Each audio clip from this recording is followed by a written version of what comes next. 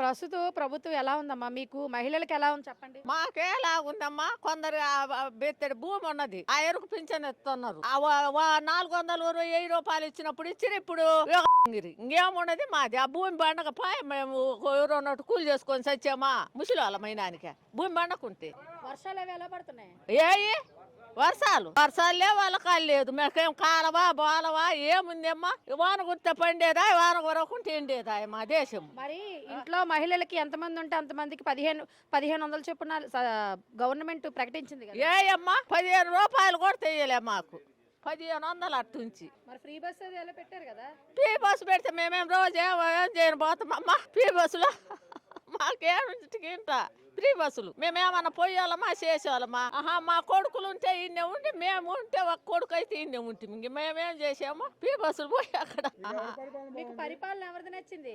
ఎవరిది నచ్చినమ్మా, మాకు కాలం అయితే ఇంతకు మా ముసలాళ్ళకు అంత పింఛన్ ఇచ్చేయమని కాదు, భూమి ఉండదు మీ పేరు మీద అని ఆ పింఛన్ వచ్చినా ఇంకా మాకు ఈ ప్రభుత్వంలో మీ పింఛన్ తీసేసిండ్రమ్మా. మరి ఇంతకు ముందు గత ప్రభుత్వంలో పింఛన్ ఉండేదా? అప్పుడు వస్తున్నది, ఇప్పుడు భూమి పడ్డాదని 14 ఎకరాలు ఉండదు మీకు పింఛన్ రాదని పింఛన్ ఉన్నది. ఇప్పుడు అది ఆయనకు తీసేసిండ్రు, ఆయనకు మాకు అందరికి తీసేసిండ్రు ఆ భూమిది. కొత్త పింఛన్లు ఏమైనా ఇచ్చారా మరి చుట్టుపక్కల? ఏమమ్మా మళ్ళీ మాకు ఇలే కొత్త ఎవరికి ఇచ్చిండ్రు? మా ఊర్లో ఎవరికి కొత్తవి బొత్తవి వచ్చినాయి అనుకోలే.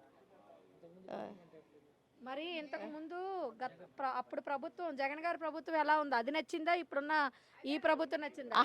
అది నచ్చిందంటే అది నచ్చకేమమ్మా. 40 ఏళ్ళకు డబ్బులు వేసిండు 30 అన్నట్టు అన్ని ప్రభుత్వం బాగానే చేసిండు. చేస్తే మా ప్రభుత్వ పొలమే గుడ్డి వాళ్ళమయ్యి ఆయన ముంచి ఎన్నం తెచ్చినాం. ఏముంది? మా ప్రభుత్వమే గుడ్డి ప్రభుత్వం అయ్యి ఆయన ముంచి ఎన్ను తెచ్చినాము.